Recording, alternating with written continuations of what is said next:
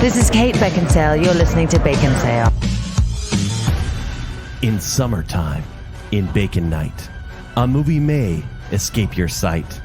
Let all who bomb on opening night be categorized with Baconsale spite. Huzzah! Huzzah! Yay! Hey, that's definitely one of your better ones. I realized, oh, come on, there's like at least a top 3 somewhere in there. I realized that I do that opening, like a different variation, every season as I was done with this. I think I've done movie voice like a dozen times. Okay, thank you. Because I was like, wow, how unoriginal. Mine are always unique and different. Well, they are, but in the best way. Yeah. Welcome to Baconsale. I'm Joel. I'm Kent. And Jacob. We'd like to thank you for listening to last week's show, which was our summer blockbuster show. Yeah, so much fun. Big, epic summer blockbusters. There's the movie voice. It was funny because people were throwing out movies they'd seen. We threw out the question there on our Facebook page where we said, hey, what was the first movie, and Twitter, I believe we did this too, where was our first movie you remember seeing in theaters, first big movie? Yeah. And it's funny because like you hear a lot of these responses, and it really made me feel old, a lot of them. But some of them made me Why, feel because young. they were too young or Yeah, what? it's like they're like, I watched this, I remember seeing this movie for the first one. I'm like, I was in college when that movie came out. Yeah, or like people that said,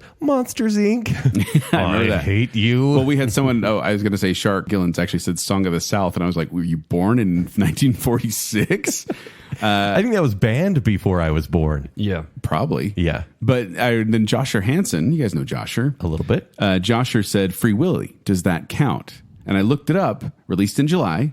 Okay. Budget of $20 million, made $153 million. Of course That it counts. did. That counts. Yeah. So that's a summer blockbuster. I mean, did it get like 3 sequels at least? Yeah. It Did it? well. Yeah. Well, at least 2 sequels. I think it was like a trilogy, right? Okay, yeah, perfect trilogy. Let's be honest. Perfect One of the Free Willy. better trilogies. I can't remember that movie at all. But we always appreciate you guys and the interaction you give us on social media. Absolutely. In fact, if you don't like, I see this all the time as I run the social media pages.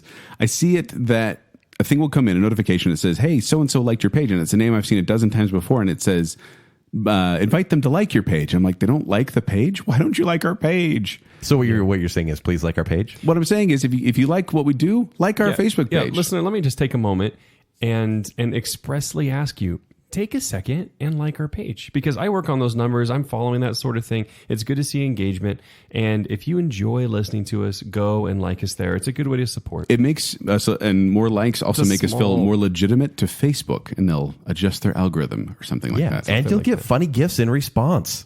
Or GIFs. They want it gifts. also They helps want, me we're when I'm not giving trying out to presents make, there. We should give out presents. When I'm trying to make partner connections and things like that, having more Facebook likes is helpful. Yeah, good do social more media events. presence And I'm vain, cetera. and so it makes me feel more popular. yeah, exactly. Yeah. And highlights the And I know because I have our podcast numbers. It's a really small percentage of you that have gone on and done this. So, Yeah.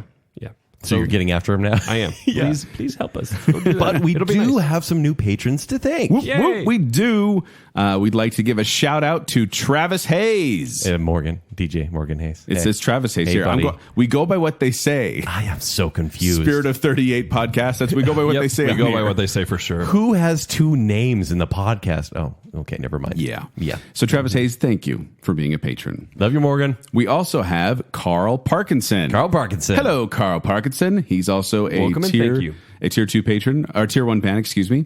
By the way, I should clarify, a tier 1 fan at Patreon, they get the giant thank you here on the show. Thank you so much. Yep. You get everything in tier 2 and tier 3 gets. You get some merch.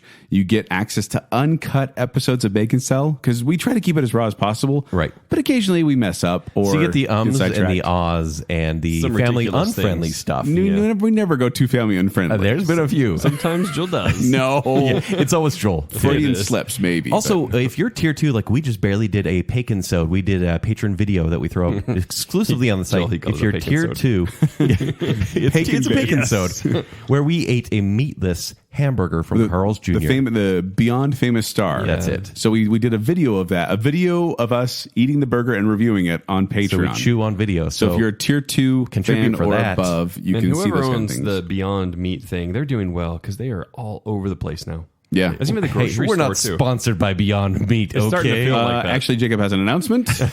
Bacon sale. I'm gonna reach now out- I'm gonna reach sponsored out to by him now. Beyond Meat. No, please no. Yeah, so thank you so much to our patrons. Thank you so much to our social media fans. Thank you so much for you, the listener. We Indeed. appreciate you. Yes. Yes, we do. But we're not just talking about this. What are we talking about today, Jacob? Today, we had so much fun last week that we decided to do the inverse of that episode and talk about the summer movies that I cannot call blockbusters.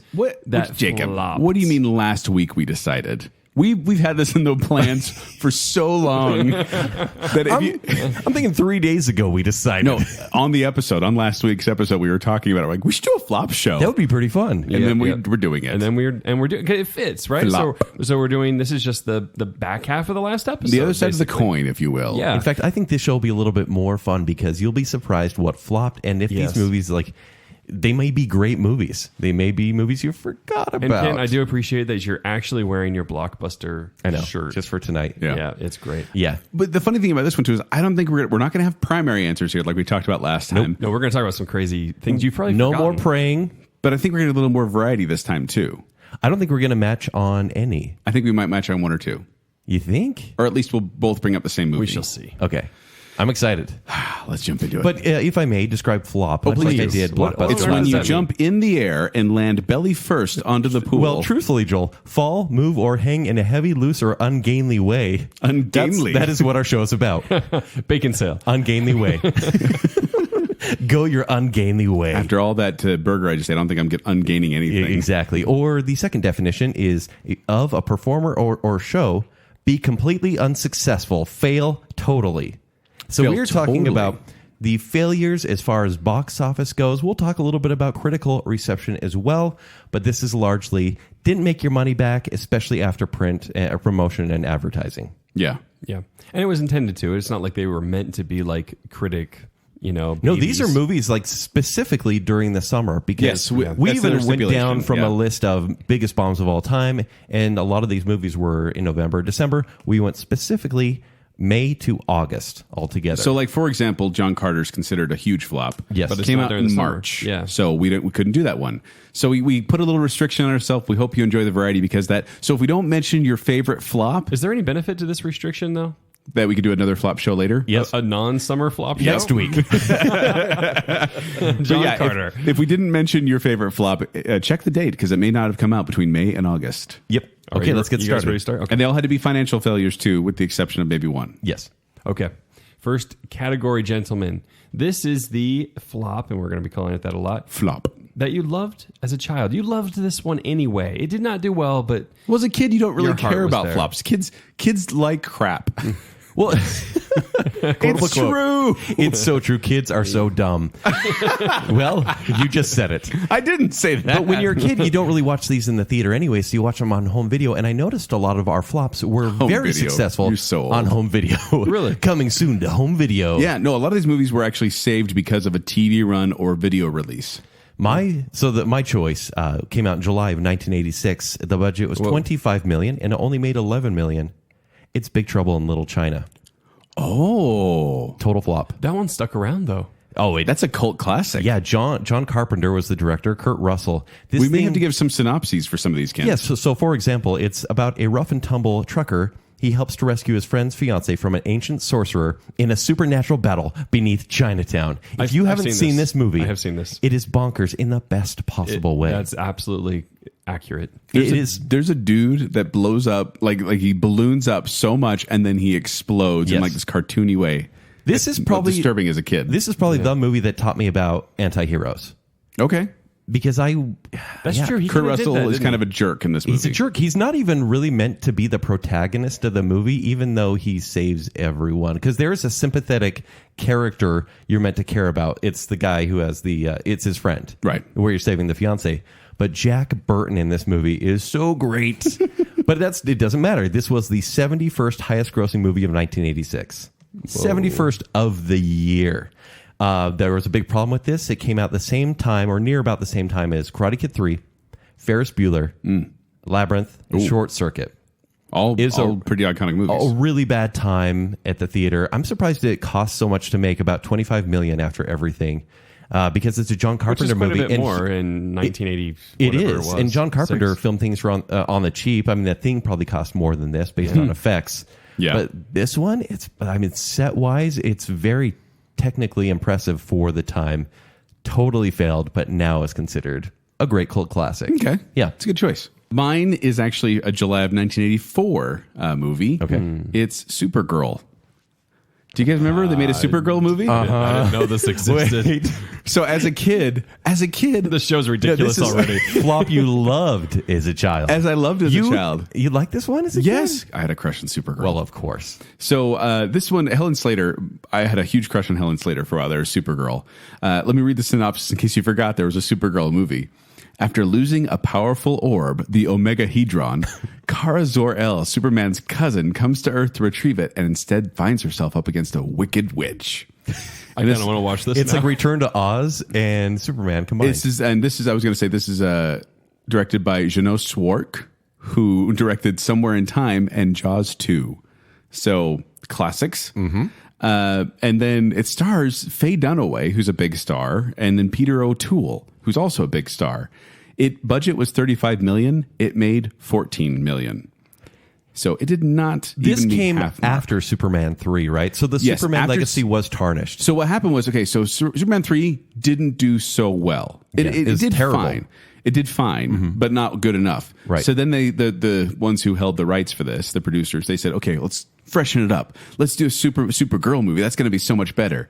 And they were going to have Christopher Reeve come in and do a tie-in. He refused, and so they had to settle for a cameo by Jimmy Olsen. That's so The actor who played Jimmy Olsen. Why would he refuse that? And then, but it's so funny because like in this movie they give the witch Faye Dunaway, who was originally Dolly Parton was going to be the witch. It wouldn't have mattered anyways. No one would But even Faye know. Dunaway, she's in love with this construction worker or this maintenance guy. I don't even remember what he is anymore. I'm afraid we're getting to the weeds now. But just listen to me Just here. now? This is the level of storyteller we're talking. So she gives him a love potion, and this love potion makes him delirious, and then it makes him fall asleep, and then the first person he sees is going to be the person he loves, and it's supposed to be her when he wakes up. Yeah. But he stumbles out, and so he's stumbling in the streets, and she's like, the witch is worried he's gonna fall in love with someone else. So she possesses a tractor to go and get him in the middle of a city. But then Supergirl saves him. She opens up. He sees her first. He falls in love with Supergirl. Anyway, That's so complicated. I had to look up Faye Dunaway so I can remember what she looks like. oh yeah. But so this Faye Dunaway now? This movie is one big horrifying. mess. Like there's this. It's way too. I don't know why I loved this movie. There's a weird smoke beast monster at the end. Yeah. 3 people died during the making of this film. Jeez. Yeah. Faye Dunaway did the thanks rest- a lot. did the rest of your Of old family age or really something like this that. movie? Yeah, my brothers and I, we used to watch this and enjoy it, and I thought it was a great movie at the time. Yeah. And now I watch it, I'm like, oh, this is bad. Like Really the more bad. I watch it, it's pretty bad, and it actually killed. It didn't kill the Superman franchise, but they had to sell the rights after this. They sold it to Canon Films after this. Yeah. So, yeah, there you go. So good. That was a great beginning. You're looking for I don't know what's where the gonna show's happen going to now. go. Like, China okay. and Supergirl. All right, let's see what happens now. Well, this is one of those boring ones Kent likes. So, best soundtrack. That we both like like. this. I know. This is one we did have best soundtrack for best summer blockbuster We did, last yeah. week, and this week we're doing flops. Even though they flopped, they still had a great soundtrack. And Ken, I know you're not going to agree with me, but no one's going to take this answer away from me. Okay. Yeah, Xanadu. Xanadu. This is what you're resisting singing? Yes, this has been stuck in my head, and I couldn't sing it. Before we started the show, Joel's like, I just want to sing so much. I just want to sing. I wanted to sing. It was this. I listened to the entire soundtrack today at work. Didn't prep for this, and I was like, yes, this is my jam. Can I let you know a little secret? Please do. My daughter is in elementary, and she says, next year's play is going to be so cool. And I'm like, what is it? Because this one was Annie. She says Xanadu Jr. Oh, wow. They're doing Xanadu at an elementary school. Xanadu Jr. Yeah. I don't get it. Yeah, how does that go? Why? It's shorter people. It roller I don't know. skates all the time. So Xanadu, if you don't know, came out in August of 1980. And here's a synopsis. A struggling artist living in Los Angeles meets a girl who may hold the key to his happiness. The short version is there's this guy who finds his muse. Yes. Olivia Newton-John is in this movie. And Gene Kelly, this is his final film performance. He's in this movie too. But Olivia Newton-John is a muse, and she comes to find this struggling artist and kind of inspire him. This had a budget of $20 million, and it made $22 million. And remember, it has to make over double its budget to be considered a Yes. success Yeah. because of marketing and other things involved in that. This also features animation by Don Bluth. Wow. But the thing I want to focus on and this movie... music by ELO for yes. most of it. Yeah. Well, that's what I'm getting into right now. That's the Yeah. soundtrack. So the soundtrack... Why do you know that? because it's a great soundtrack. It's a great soundtrack. But this is another movie I really liked as a kid. It's a disco roller skating movie about Greek muses. This is a ridiculous film. But Which part was ridiculous? all of the entire thing. Oh, okay. But I can sing almost every song in that soundtrack, and like as it was playing, I could see the whole movie playing before my eyes. But so on the original pressing of the album, one side was completely ELO, Electric Light Orchestra, with songs like "I'm Alive," and then on the flip side, it was Olivia Newton-John, where it was like "Magic." Now, this movie was one of the inspirations for the creation of the Golden Raspberries. Like, this is when they said, we need to award the worst movies ever because of this movie. Just rude. But the soundtrack became a huge commercial success around the world and was certified double platinum in the United States. The song Magic, like I said, was number one in the U.S. And then the Xanadu song I just played was number one in the UK. So it's not a great movie, but it is a great hour-and-a-half music video. How bad is this movie? I don't think you'd like it. Like, I think it's campy and corny and cheesy and doesn't make a lot of sense because, like, she loves him, so she wants to be with him, but then when he finds out she's a muse, he gets mad at her, and then she goes away, but then she's able to come back. Like, it doesn't make a lot of sense overall. Jake, do you like disco? Do you like roller skating to disco? Do you like roller skating to disco on an acid trip? Jacob, Now you're in. do you like it when 40s big bands battle heavy metal bands? Because that happens in this movie. I did not expect any of these There's questions. literally two sides of You're the on stage. a drug trip right now. They're doing a 40s big band over here, and then they do heavy metal, and then they merge them together in one. It's awesome. Okay, can we move on? Yeah. We can. Kent, what's yours? The best soundtrack, I feel like I'm cheating, is from The Wizard of Oz. Came out August 1939. I mean, that's true. I mean, that's not The a budget was success. $2.7 million. It made $3 million. Don't get me wrong, Kent. I go love on. The Wizard of Oz. But is it anything beyond Somewhere Over the Rainbow? Well, it is because it actually won the best score and the best original song for Over the Rainbow. It's 39. They didn't have a lot of competition. They just barely got Wow, slam against the 30s Oscars. Jeez. Oh, I'm something against the 30s Oscars. That's why I said it. Kids no. always picking the old movies. So is this a score or is it songs? This is the full score is great as well. I was makes listening to sense. this one. I'm Is like, it? obviously very old school, but it's perfect for the movie. Honestly. Hans Zimmer did that one, right? Yeah. I think so. Hans Zimmer, his great grandpa, Franz. Franz Zimmer. Yeah, exactly. So MGM, they made this movie. They lost $1.1 million back in 1939. That's a lot of money, right? If And only they could have made it up somehow. This wasn't a commercial success. Not at all. So what they did is That's one of they the most famous ones for- re-released this 10 years later and said, hey, everyone come see it. So then they made $1.5 million and they said, okay, that's good. Like we recouped our money. And then they had to kind of sell the whole thing to Warner Brothers and they released it on home video and has now become The Wizard of Oz. Wow. And so they kept re-releasing it to kinda make its mind-blowing. money back. And you think about it, like I think of this one in the same vein as Gone with the Wind, which is one of the highest grossing movies of all time. I think But that movie made highest grossing movie all of the time. money. This movie made no money, which is crazy. You think of the sets and what they created, and still, Well, it's one of the most iconic stories of our time. Everyone knows The Wizard of Oz. yes, because Because I wonder why it bombs so hard. Like, it makes me want to get into witchcraft. People weren't into witchcraft. Witchcraft. They were, yeah, still, they were still burning. Well, there witches was that then. guy in the forest. You know, he knew it was going to bomb, and so no, I'm That's getting a no false- on that. That's a false. We've all seen it. It's not true. We've all seen it. I don't know But yeah, what's The happening. Wizard of Oz, best soundtrack. it. All right, next category. Let's keep going. What is the flop that was torpedoed by the studio? And define what that means. Fan Four Stick of August 2015. Torpedoed by the studio essentially means the studio meddled and ruined the movie, or they didn't market it successfully and ruined the movie. Yes. This is a common thing, right? Like, we have this trouble. We have Well, studio- creators are often complaining about the studio. Yeah, director has a vision. Here's the thing. studio says no. I think a lot of times we put the blame on the studio, saying the studio ruined the movie or the studio meddled too much or the studio changed the movie. I think a lot of times, though, I think probably more times than not, the studio actually helps the movie. It does go both ways, for sure. Because you get too much director ego, you're going to get a dry, awful bowl of oatmeal. But if you get the studio going the other way, getting fluffy popcorn, bubblegum, like it's like that merge of the two that kind of pull and push, I think helps movies. I'd say the I'm gonna have majority to go of the through time. creator on this one. The creator.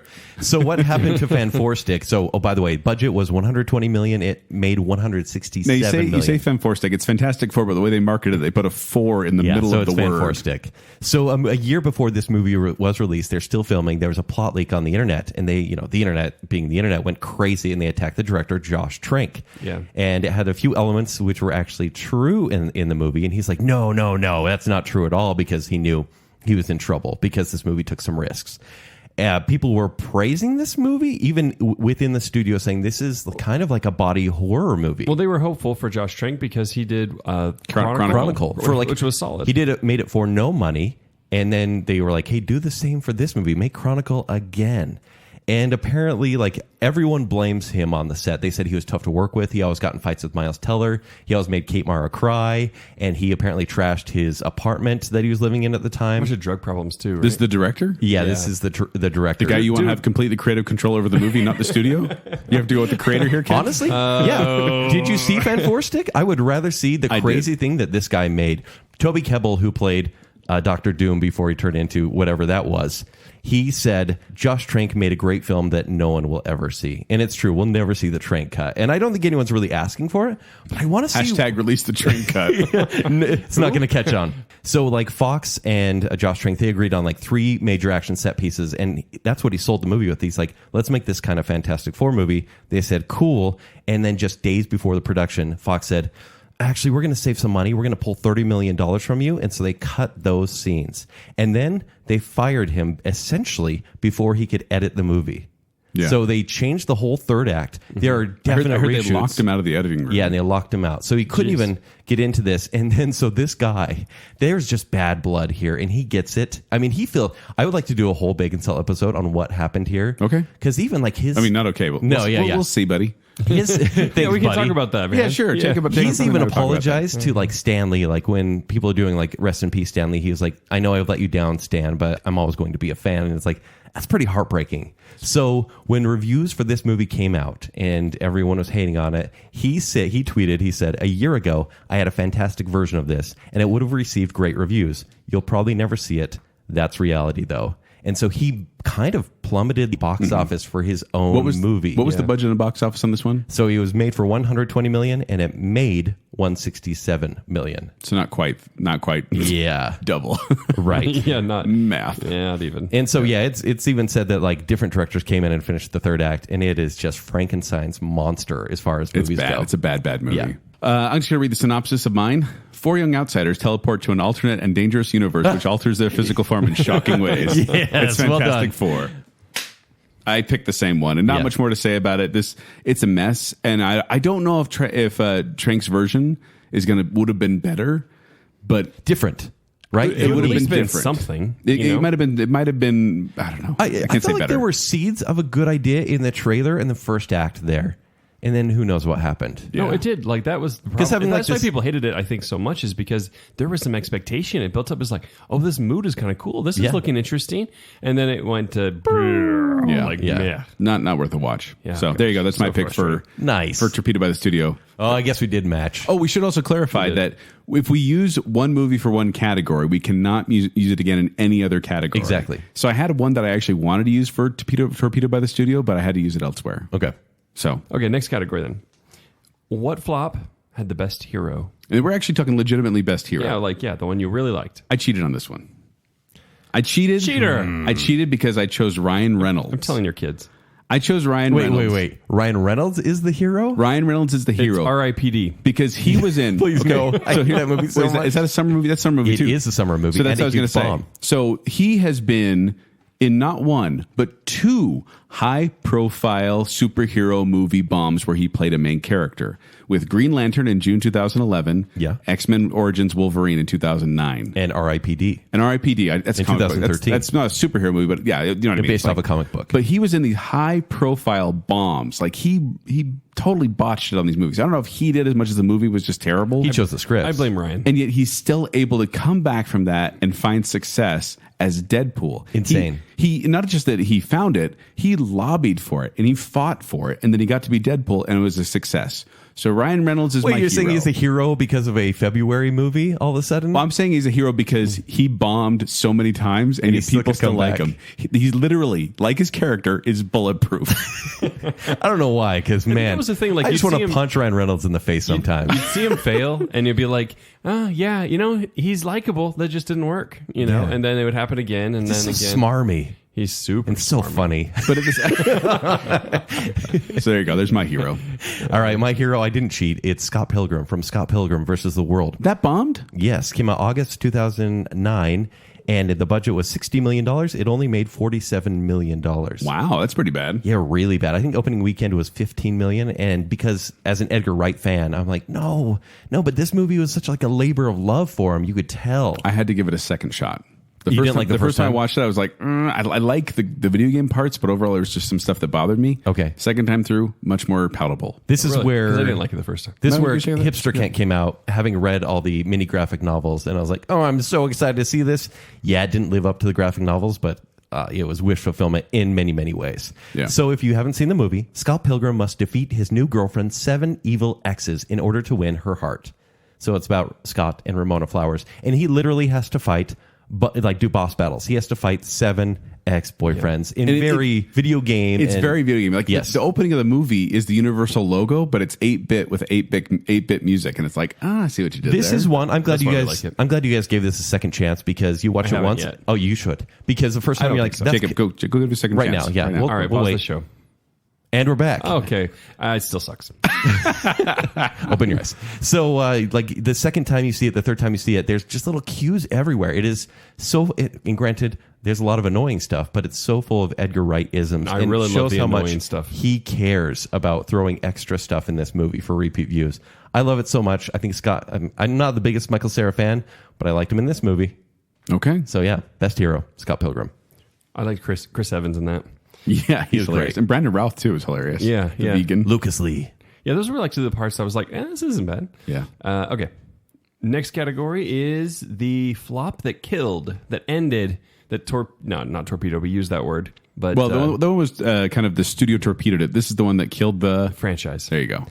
So my choice came out in July of 1987. It's Superman 4: The Quest for Peace. That is my answer. Is it really? Yes. I thought we were going to pick each other's answers. So let's jump in. Budget was $17 million, made $15 million. Now, before you go on from that, so they got $17 million No one to wants this to see movie. a quest for peace. That's the That's lesson what it here. is. No, Yeah. the first Superman movie got $55 million. The second one got $54 million. The third one got $39. This one got $15. They had no budget to work with on this one. John Cryer's in it. John Cryer is Lenny Luthor. Yeah. Lex's nephew. I can't do it. Gosh. It's so bad.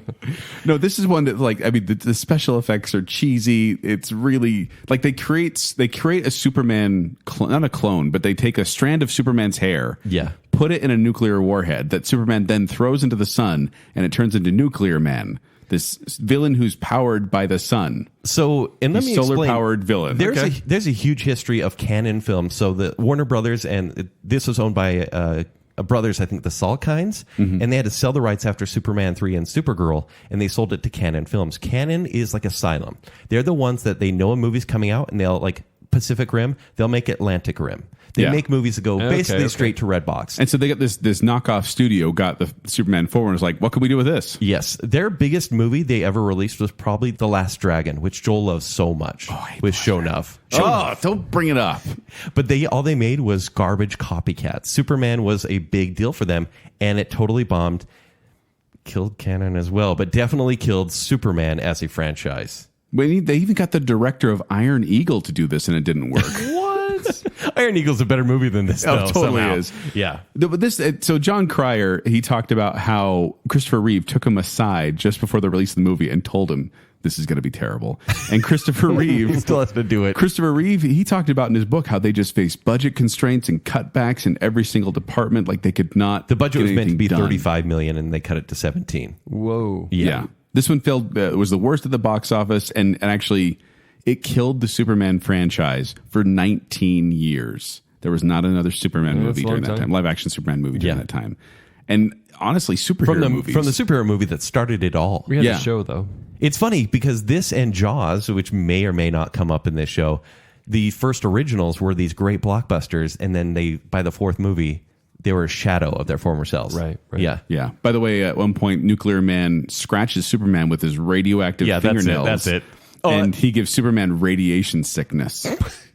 The man who is powered by the sun got radiation sickness. Why do you think I hate feet and toenails so much? Because of Nuclear Man? When I worked at Laguna It was all Beach, nuclear. That's where it started. I got cut by so many toenails when I worked at a water park. Gross. I'm telling you, yeah. Is that the truth? Yes, it's the That's truth. horrifying. That's Sliced a open. horrifying, disgusting fact. What? Yeah. Where are you getting cut by? Because I'd be toenails? in the pool, and then people fall off their tubes, and I'd help get back on, and then they'd fall on kick? top of me, and their toenails would slice my All right. back. So I think the moral of the story is cut your toenails, people. Yeah, I don't want radioactive.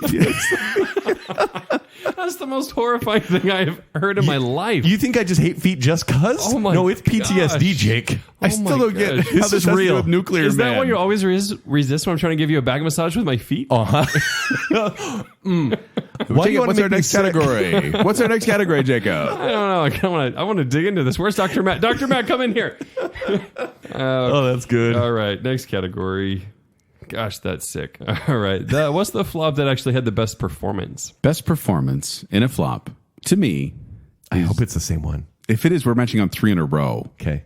I chose Gene Wilder. Oh my gosh! And Willy Wonka and the Chocolate You Factory. chose that one too? Yeah. What the heck? We're matching more of this than we did on the other one. Absolutely. Random. It's everywhere too. Absolutely the best performance in a flop. And I was surprised when I found out this was a flop. That's why I went, well, I got to put him. because it was made for $3 million, it made $4 million. It didn't make a profit. And it was one where people just didn't like it at the time, although it did receive an Academy Award nomination for Best Original Score. And he was nominated for a Golden Globe, but both times they lost to Fiddler on the Roof. Fiddler on the Roof was the bigger musical of the year. So the whole background behind this, so it wasn't profitable. Paramount decided to not renew because films generally have a 7-year contract, apparently. And so they decided not to renew the 7-year copyright. I cannot believe we matched Warner again. Brothers bought the rights for $500,000. And then so Warner Brothers said, you know what? We're going to throw this on TV like crazy. And because of that, like repeated airings and home video sales, this movie became the phenomenon that we watched in school. And it was directed by Mel Stewart, director of Casablanca, the 1980 TV series. But truthfully, One episode. But truthfully, like Gene Wilder in this movie, like there's so much like joy, sadness, playfulness, anger. He has so many layers. That was- you think, you know, we now it's like memeified essentially, Yeah, right? the condescending Wonka. Exactly. Yeah, is that a band name in high school? No, it's a meme. Okay, Yeah. so it's just a meme. Yeah, it's just a meme. We couldn't do I thought you were that. the ones that came up with it. No, it was already copyrighted. But it's a brilliant performance from him, and it's iconic, I think, for Gene Wilder. well, and he, like at the very beginning, the first time you see Willy Wonka, and he's like hobbling with the cane, and then he drops the cane and does the roll and stands up and ta-da! That was totally Wilder's idea. He wanted to do that because he said, from that time on, no one will know if I'm lying or telling the truth. Yeah. And I'm like, these really putting a lot in there. So yeah. We've agreed more on this show than we did on the summer blockbuster show. That's so bizarre to me. Yeah. I do want to read this, though. Brain 'cause Twins. We're talking about movies that failed both critically and financially. So this one obviously failed financially, but I also want to give this review from Gene Siskel. Gave it 2 out of 4 stars, saying, anticipation of what Wonka's factory is like is so well developed that its eventual appearance is a terrible letdown.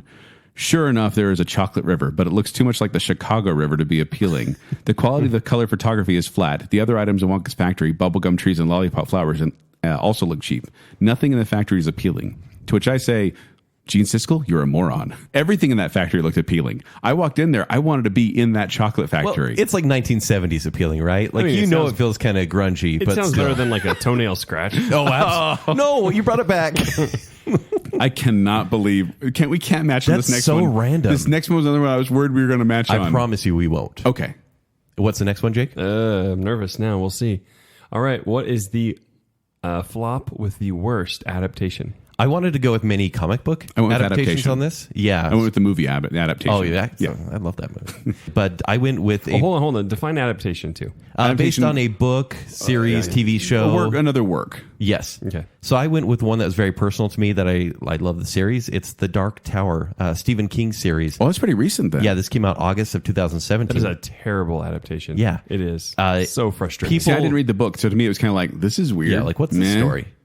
people hold on to this. And granted, the first book is very simple, but they made the movie very science fiction like. So it made $113 million. It was almost a success on a $66 million budget. Okay, so it almost cracked it. Yeah. But truthfully, Pretty good for a terrible movie. They were hoping that this would launch a franchise, that they were planning an Amazon TV series with several other movies kind of interspliced If you're going to do that, between. guys, you should make a good movie. Precisely. It's true. So dumb. Well, truthfully, they didn't know who to make this movie for. So honestly, it's a kid's adventure. Kids aren't going to care to see this movie. Adults that love the book will just get mad that they changed everything. And so everyone was apathetic. Even, well, I was angry, but then I just forgot about it a week later anyways. Yeah. And So so that's that's it. good storytelling, movie. regardless of who it was aimed at for marketing. It So just yeah, wasn't good storytelling. Worst adaptation for a flop. It almost made its money back, so it still qualifies. And Joel chose The Dark Tower. I actually did choose The Dark Tower. Yeah, right. No, I didn't. No. I chose Super Mario Brothers, May 1993. So, Adaptation. Yeah, I get it. Yeah. because that's the thing is like they're like, hey, kids love video games. Let's make a movie based on a video game. Let's do Super Mario Brothers. Here's the synopsis. Two Brooklyn plumbers, Mario and Luigi, must travel to another dimension to rescue a princess from the evil dictator King Koopa and stop him from taking over the world. Hey, that sounds like Super Mario Brothers. Wait, why is that fungus talking? Wait, why are there dinosaurs with like baby heads? It's fine. What is happening here? Everything's okay. Why are there electric jumping boots? Like, what is happening here? Who scratched me? It's like someone was. It's like someone who was a big fan of Blade Runner was hired to write this movie, and they didn't know what they were doing. But it's like garbage Blade Runner, right? There was nothing stylistic about this movie. Well, in fact, the people that the husband and wife team that directed this movie actually were Got the divorced. ones they helped create Max Headroom, which was kind of that sci-fi cyberpunk kind of 80s thing. camp, And I sure. think they were just stuck in that rut. Now, this had Bob Hoskins and John Leguizamo, Samantha Mathis, Dennis Hopper. Budget of $48 million. It made $20 million. Wasn't Bob Hoskins on drugs the entire time this I movie think was being he made? said that. Yeah. I think he said that. But here's the thing that made me laugh. So it's like this dark techno version of Super Mario. And the Mario creator, Shigeru Miyamoto, commented that while he enjoyed the effort that was put into the film, he felt that the end result tried too hard to replicate the game series. What game is the creator of Mario thinking he's creating? Because he was with Bob Hoskins during the making of this movie? I guess because the whole time, they were going to go with this like kid friendly one, but then they said, "Oh man, Batman, the dark Batman, the movie went well. Oh, Teenage Mutant Ninja Turtles was a little bit darker, so they tried to go Raphael darker." swore. But it's like John Leguizamo said. He said it's 8-year-olds who play the game, and that's where the movie needed to be aimed. But the directors kept trying to insert new material. They shot a little family friendly here, minor family friendly here. On yourself? Yes. Okay, go They ahead. shot scenes with strippers. We'll have to cut this later. They shot scenes with strippers and other sexually explicit content, which got all edited out anyway. So it seems like they're making this dark, gritty, That's ridiculous. hypersexualized Mario movie, and then went, "Oh wait, kids are going to watch this," and then pulled out those parts. You could even say this is one of the biggest flops of all time, not for how much money it lost, but for what it killed as far as video game movies going it forward. set them back. Nintendo for 2 years. Which no, but like Nintendo, which probably was hoping to launch like a Zelda franchise and maybe Donkey Kong or just other things. Zelda would have made a much better altogether. movie, honestly. There's more story Well, there's there. story. Well, until, Yeah, and it until you doesn't have saw what kind of movie ridiculous- they might have made based on this. Yeah. By the way, in an interview with Bob Hoskins with The Guardian, he was asked, well, number one, what is the worst job you've done? Number two, what has been your biggest disappointment? And number three, if you could edit your past, what would you change? His answer to all three was Super Mario Brothers. So good. That was great. Next category is going to be the biggest ensemble flop. I like this category. An ensemble being just a big cast of big people. Hollywood does this all Everyone the time. is going to love this movie Come because check of this who out. we Look, hired. There's 25 people you recognize. Look at all the names we put on the poster. Yeah. We put George Clooney, Chris O'Donnell, Arnold Yes. Schwarzenegger, Uma Thurman, Alicia Yes. Silverstone, Michael Goh, Pat Hingle, and Elle McPherson. I chose Batman and Robin. Did this bomb badly? Does this still count as an ensemble? I guess it does. Yeah, that was the thing is they were throwing out names like, look who we got in this movie. Yeah. I mean, George Clooney's riding high on ER fame at this point. That was kind of Riding high. but he was the lowest on the totem pole, I think, in regard to casting. So this budget was 125 million. Box office was 238 million. Oh, didn't quite so crack. close. That's very Didn't close. quite crack it. So this was one of the movies after Batman Forever did so well at the theaters. They fast-tracked this thing. They're like, let's make another movie as soon as possible. They finished 2 weeks ahead of the shooting schedule. They kind of rushed the script, but they couldn't get Val Kilmer get back because he was working on The Saint. And then actually, Joel Schumacher, the director, he actually wanted to cast William Baldwin in Kilmer's place, which would have been weird. Mercy. No. That would have been an odd thing. This is the lowest live action Batman film to date. They already had so many plans for this movie that it was going to be great, that it was going to be wonderful, that they were already getting ready to cast for Batman Unchained, the fourth movie, where Scarecrow was going to be played by Coolio. So, I'm out. Oh, Kent's gone. Kent's gone. I'm like, is Kent really leaving? I'm not sure. It was gonna have Scarecrow and Harley Quinn. They had a whole plan for it. Why but would then, they do that? Why would they even tease that? That hurts my heart. That's when it was so not terrible. No one was trying to make it real or art at all. Yeah. Chris O'Donnell, who played Robin. Yeah. When he made Batman Forever, he felt like he was making a movie. The second time, I felt like I was making a kid's toy commercial. And John Glover, who played the doctor, the doctor who throws poison ivy and the poisonous weeds in this movie. Yeah. He said Joel Schumacher would sit on a crane with a megaphone and yell before each take, "Remember, everyone, this is a cartoon." And so that's the performance you got. And it's just... So I own this movie. Yeah. And I watched it fairly recently. What? Why? And just to see if it was as bad as I remember, and it really is. Like, you're watching the whole time cringing. Really bad. When I he still whips out remember the I mean, the credit puns card. are amazing, though. Like, I used to see you. It's so bad. Cool party. It's terrible. Cool party. He's Mr. Freeze, guys. I can tell you one thing I legitimately like about this movie, though. Go on. Actually, two things. Bat nipples. No. The beginning is the credit end card? is the That's beginning, why and it's the two end is the things. beginning is the end. Okay. So the soundtrack. You get Smashing Pumpkins on the soundtrack, and the songs that start and end it, the Smashing Pumpkins songs, are fantastic. Oh, yeah. And so that's the only really redeeming quality of this movie. I don't want to own these two movies, they Batman made Forever for and this this movie? one. But the What? soundtracks? Yeah, they were. They were? What'd you say? Well, I said were the songs made for the movie?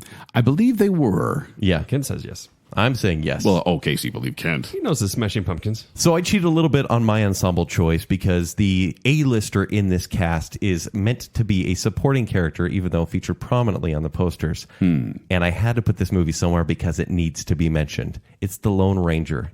It came out in July 2013. Is This that one an has, ensemble cast at all? I would say, of character actors that were meant to be bigger, and I think this killed a lot of their cinematic Kent wanted to careers. mention this at least once. This was the blank he had. This was it. So Johnny Yeah. Depp, Armie Hammer, Tom Wilkinson, Ruth Wilson, Helena Bonham Carter, William Fichtner, James Badge-Dell. But then you get the director. 30 other people. But of it's not. actors. It's not just the actors too. You get the director who was who did this one?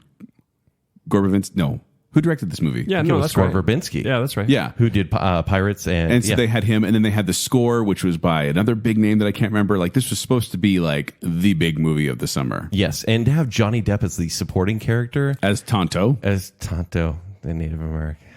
So, so this movie was 2.5 hours. No one wanted to see this. No. It was 4 or 5 different plots. So this was made for $215 million. It made $260 million. I would honestly say, other than some success for maybe Armie Hammer, probably had one good movie after this. It's kind of killed everyone's career that was involved. Ruth Wilson has gone nowhere. Helena Bonham Carter hasn't really had a movie since then. Really? Yeah, Johnny Depp, his star has definitely faded since 2013. That's probably where it started, actually. Yeah, and so it just totally fell on its face, and thank goodness. Like there could have been a good movie in there, and I think if maybe you edit it. It was like, okay, so this movie to me, edit it could have Right? been good. this movie to me was like a desert mirage. Like, you know, when you see that, you're kind of, you see a glimmer of something, you're like, oh, there's something interesting, and then it goes away, and you're like, oh, never mind. Like the this is theme at terrible. the end, That I is was what like, it's oh, like. that's pretty cool. Yeah. Then that's it. Yeah, when that Because thing there's like a kicked in. supernatural element with wolves and heists. I don't know. Just there's so much. Yeah, I But know. yeah, Also, that's my pick. I just can't. I don't like Armie Hammer, honestly. In this movie, You didn't- just this don't movie like him at didn't- all. This Yeah. movie, did, well, I was like, it was on the cusp of liking him, But he looked and this movie like- kind of tipped it over. I'm like, nope. Nope. Right. Yep. Yeah. All right. I'm not sure either of those were a good example of ensembles, but Batman and Robin had yours like is, yours everyone. Is, yours is closer. Yeah. What Yeah, would you, yours what, is would- what would probably- you consider an ensemble that was a those- summertime movie? Well, those terrible one. I don't know about summertime. You know, Exactly. When they do like the New I had a Year's couple- Day and Valentine's Day. You mean and winter and February? I don't have a calendar in front of me, man. I'm just, You don't know what Valentine's Day and New Year's Day is? He's waiting for Independence Day, clearly. Yeah. Yeah. Oh, Resurgence would have been a good one. Yeah. Oceans. Those are all Those were summer. actually just out. I looked at Are those. they? Ocean's 12. I was going to pick that one actually, but it's. I think it was He's right, February, you know. March. Thanks, Jake. Yeah, I tried. All right, here's the next category: the best villain. Unironically, the best villain in a flop. I went for Roy Batty from Blade Runner. Came out June 1982. Good choice. The Blade Runner movies are disappointments, and it hurts Financial my heart. disappointments. Correct. Yeah. Obviously, Blade Runner is Personal the one for me, cult too. classic that it is now, and I'm not even the biggest fan of this movie. But even so, this was made for $28 million, made $32 million, and then has obviously been re-released, and it's made its money back in DVD and There's Blu-ray like 12 sales like different crazy. versions of that movie out there. Oh man, the new one's a bigger flop then. No, yeah, the new one's The actually new on Blade Runner 2049 is on the Wikipedia list of biggest box Even office though it's bombs. made They spent at a probably pile. $300 million, it's still considered a flop based Yeah. on advertising costs. when it's actually a really good movie with a It's really a good great soundtrack. Yeah, movie. it is. So, for the story, a Blade Runner must pursue and terminate 4 replicants who stole a ship in space and have returned to Earth to find their creator. So, Rutger Hauer plays Roy Batty, and this is one of the, honestly, like probably top 20 villains of all time for me because he's so conflicted. He's basically a dying replicant seeking life. He knows he has like 4 years left to live, and so he becomes this guy that's on a warpath, but you care about him in a way, even though you know he needs to be stopped. And so he really cares about his existence. Through the It's course like, of the movie, at first you hate him. yeah, but you, then you should hate him. But by the end, you're like, wow, there's a lot of depth there. I mean, he's much better than Harrison Ford's character, Yeah. Deckard.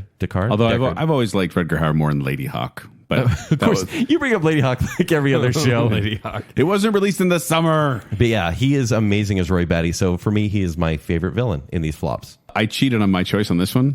Cheater.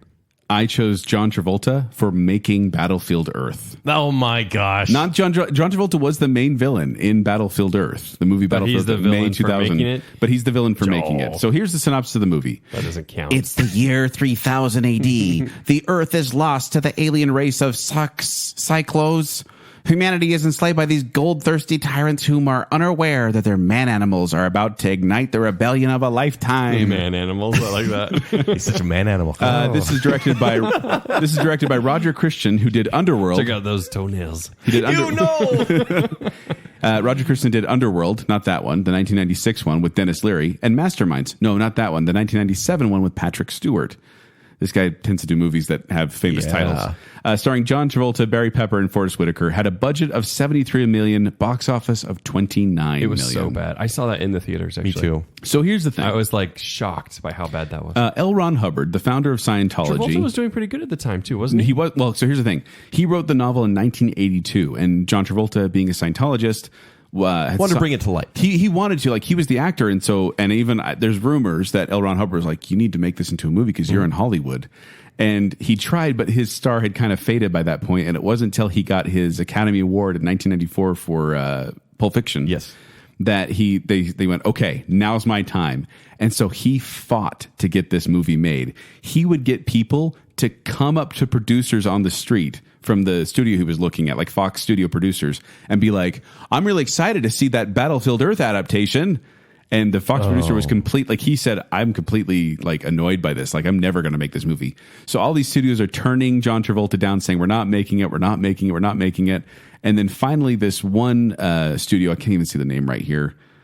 I can't see the name, but basically this kind of lesser studio took it. And then John Travolta still plugged in billions of dollars into this movie, trying to make it everything he wanted it to be. Did you say the budget and how much it made? Yeah, it 73 million budget, made 29 million. So What a didn't bomb. quite get there. That's nuts. Yeah, I have so many notes on this. I don't want to go into it. How could you care that much and still make such a bad movie? Like, that's what I don't get. It makes you wonder if the book is good. I don't think it is. Because I know there's a must not be. series. No, that it's apparently based off of. this book, the movie Battlefield Earth only covers like the first 400 pages of this 1,000-page book. What? So there's a lot more to come. So we may get a sequel. Who knows? A surprise John sequel. Travolta's back. Yeah. So Battlefield John Earth 2. Travolta, Fire of Faith. I would go see it. John Travolta has described the book in interviews as, quote, like Pulp Fiction for the year 3000. Oh, shut up. And, quote, like Star Wars, only better. Oh, That's what John That Travolta sounds like was John saying. Travolta. hey, yeah. six Star Wars, only Trying to- better. So yes, the more he pushed for it, and then finally he got to make it, and he said he told his manager when he finally got famous again, if we can't do things now that we want to do, what good is the power? Let's test it and try to get the things done that we believe in. Was this the end of John Travolta's like star at that point? I'm trying to remember any 'cause he 2000s still movies. had Swordfish. Was that after this one? Yeah, it didn't do very well. He still made stuff, but I don't think there was anything good after. I can't think of any really good movies he's made. I really after this. enjoy Phenomenon. I think was before that. It was. It was 97, And I think. that was one actually Phenomenon. really struck me right. I liked that as a kid. Yeah. But then Battlefield Earth, and he hasn't done anything good since. They tried to get Tarantino to Hairspray? direct the film, by the way. Oh, man. Tarantino said no. And then Chicago Sun-Times film critic Roger Ebert gave the film a rating of half a star out of 4 and compared the screening to, quote, taking a bus trip with someone who has needed a bath for a long time. It's not merely bad, it's unpleasant in a hostile way. Wow. This movie is bad. Like I actually watched it really with is. riff tracks, and it was hilarious to watch it with riff tracks. But the whole time, I'm like, this movie is abysmal. Like Yeah. from the acting to the story to even the sets, there's some impressive sets there, but you're watching it going, that looks completely Just dusty. terrible. Yeah. So yeah, Battlefield Earth was my choice. John Travolta was my choice for villain for making Battlefield Earth. All right, here's our next category is the movie that deserved to flop, which is the one that completely deserved it when it came. But for this one, I didn't cheat. This one, I chose a movie from June 2007, and it's a sequel to a comedy, which, as you know, comedy sequels, there aren't that many because you can't really do 2007? them. 2007. And this one definitely didn't deserve to be made. It deserved to flop. I chose Evan Almighty. Oh, yeah. So if you haven't seen Bruce Almighty is a story of Jim Carrey being imbued with the powers of God for a period of time and seeing Yes. what a mortal would do with those. I actually like that movie. I wonder if it's still good. I own it if you want to borrow it. Not really. Then you don't want wonder it. enough to watch it. Yeah. Let's not get Sometimes crazy. I wonder and then I forget. But in Bruce Almighty, there's a character named Evan Baxter who is a TV news anchor played by Steve Carell. It's a very funny part in the movie. And it's a very funny part yeah. when he possesses him, and then that's funny. So Evan Baxter is now the main character of this movie. They tried to get Jim Carrey. He said no, and they're like, let's just go with this secondary character. And apparently now he's a congressman. And then God tells him to build an ark in preparation for a great flood. So this was directed by Tom Shadak, who did Ace Ventura, Pet Detective, Liar, Liar, and Bruce Almighty. Like, it's that kind of people. And That's racist. those kind of movies, sorry. It had a budget of $175 million, and it made $173 million. Sorry, they spent $175 million on that comedy at the time, sequel? it was the highest budget for a comedy ever. Insane. $175 Why on million. Earth, what were they thinking? $175 million for Evan Almighty. I don't know. But like I said, comedies don't normally get sequels. And out of the sequels that are out there, there's even less good comedy it's sequels. like they're Yeah. begging to lose money. Yeah. Bruce Almighty was a standalone story. It didn't need a Why sequel. on earth could they not make that for $25 million? Money laundering. Because they had to build Clearly. an ark. No, they literally built like this huge ark like thing, and then they donated the wood after as kind of They're being computers that like, can look do how that." green we Yes, are. exactly. Guys, in the Wikipedia article, there is a whole section called featured animals where they just have a bulleted list of all the animals that appear in this movie with hyperlinks to each one. So they had to pay each one. They could have got Andy Serkis to play every single animal. It's just Yeah, that'd ridiculous. be And his partner. It's just, this. I call this pulling a mater, where it's basically you take a side character, Yeah. that's kind of funny, and then you try to make them the main character, and it just doesn't work. So, like I said, this is one of the most expensive That's interesting. Comedies ever made, and then it just $175 flopped. million Yeah. on that. So mine deserved to flop. Let me explain it to you. In the year 3000 AD, the Earth is lost to the alien race of Cyclos. It's Battlefield Earth. Yeah. Like, just for the same reasons Joel covered. Like, John Travolta tried so hard to get this movie made, and he did. And honestly, I think he put... as much as Scientology is hated at this point by many people or really misunderstood or however you perceive it, this movie did nothing to benefit Scientology or the works of L. Ron Hubbard. No. Like, it made people go, oh, that's the book that really changed a lot of people's lives. Mm-hmm. Like, why would you make that? And why would you make that movie? So it totally deserved to flop. Okay, you may not be as curious enough to watch Bruce Almighty again, but No. are you curious enough to read the book Battlefield Earth? No, heavens no. You wouldn't read it? No. I want you to What? read it. No, the read it and problem tell is- me about it, so I don't have to. The problem is I will read the first one, which apparently is 1,000 pages, and then I'll read however many volumes there are because I need to finish it all. Are there more than one completionist. volume? Yeah, I'm sure there are. All right, which is the flop that was really only a flop in your hearts. It did fine at the theater, but flopped in your hearts. The Mummy, June 2017.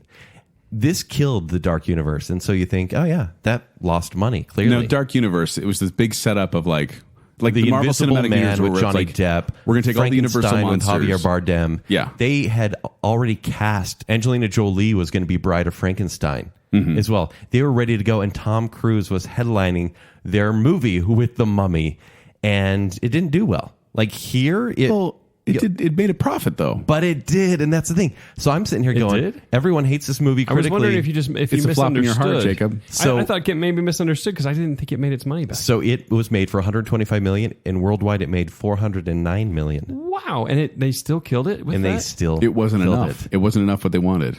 Isn't that weird though? So actually, theaters here, just because of low critical reception and That's totally audience enough turnout, to try again. they pulled it out of theaters here after 3 weeks because they're like, well, no one really cares anymore. I think at that same time they killed the Dark Universe altogether. Yeah. And look, I guess they want more money, but 400 million is not. No, that's not It's- terrible. yeah, it's not- 125 million? I enjoyed this movie more than most. I guess people. they didn't like making $100 billion on that, so Yeah. they're going to quit. Yeah. But it's still, I think, universally, We're not making Marvel money. Pull the plug. Yeah, it's universally thought of as a weird. flop for basically Because I think it killed effect the it had. franchise. Yeah. Well, it got a lot of critical. Also, negative like you attention, saw Russell Crowe in this movie, and his part was really kind of terrible, and people said, Yeah.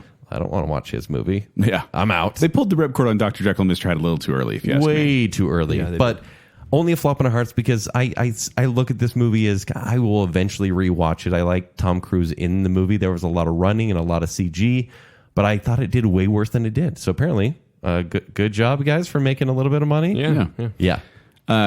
Ken, that was actually my answer until earlier today. Oh, really? Okay. Yes, but I changed it. And my movie, I believe, is the reason why Kent hates Marvel. Ooh. I'm ready. Came out in May 2014. Any guesses, Kent?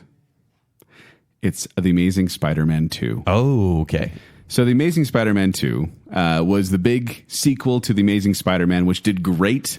And then they had all these plans to do more movies. They were going to have spin-offs with Venom and the Sinister Six. But then Marvel came in and said, we're going to pull Spider-Man into the Marvel movies.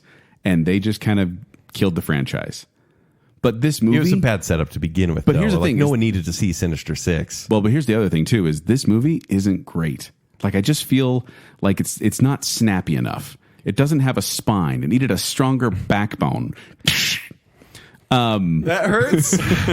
No, but you think about this hurts. movie. You think about this movie. You think about Jamie Foxx as the terrible Electro. You think as what's his name, Dane DeHaan as the Kent, terrible you gave this a Hobgoblin. mixed review, too, I think. I didn't did, you? but truthfully, I feel like there's a good movie here if it's just a romantic movie between Peter Parker and Gwen That part was Stacy. great. Their Those two were chemistry. good. Well, obviously, they were a couple. Their chemistry is amazing. They make the movie, but man, the villains really ruin this. That's what This almost sucks. all the reviews I read said. Overstuffed with characters, not a really good plot. But Emma Stone and Andrew Garfield are cute together. Yay! They're so good together. But this killed the Spider-Man franchise in that format. Like this was where it just stopped. And this is actually the lowest grossing live action Spider-Man film. Believe it or not, Into the Spider-Verse earned less than this movie.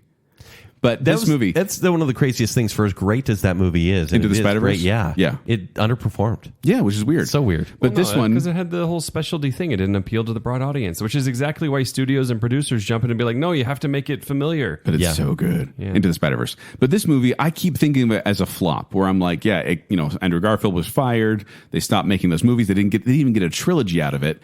But budget was 200 million, around 200 to 300 million, somewhere in there. It made 709 million. Whoa. So it's made its money back. It was the ninth highest grossing film of 2014, but I think everyone kind of thinks it as a flop in their hearts. I wish I could just put the puzzle pieces together because I think the action in those two Amazing Spider-Man movies are the best. I think they haven't aged a day. They look better than these movies do now. As far as like the suit goes and web swinging, like it's exciting to watch the action in those movies.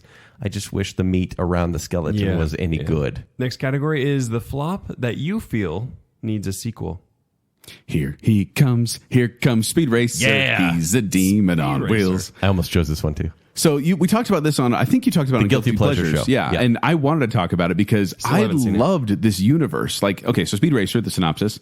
A young driver, Speed Racer, aspires to be champion of the racing world with the help of his family and a high-tech Mach 5 automobile. Directed by the Wachowskis, who did the Matrix series, starring Emil Hirsch, Christina Ricci, John McGoodman, Susan Sarandon, and Matthew Fox. They haven't done anything in a long time. Budget of $120 million, box office of $93 million. So Ruh-roh. not great. And this was based on the 1960s anime TV series, which I never saw. I like the theme song though. Yeah. But not only box there was office. a Sponge remake that I really enjoyed of it. Oh, yeah. Yeah, you should listen to that But one. box office was low, but also critical reception was really poor on this People one. did not like this movie. Like, it bombed both critically and financially.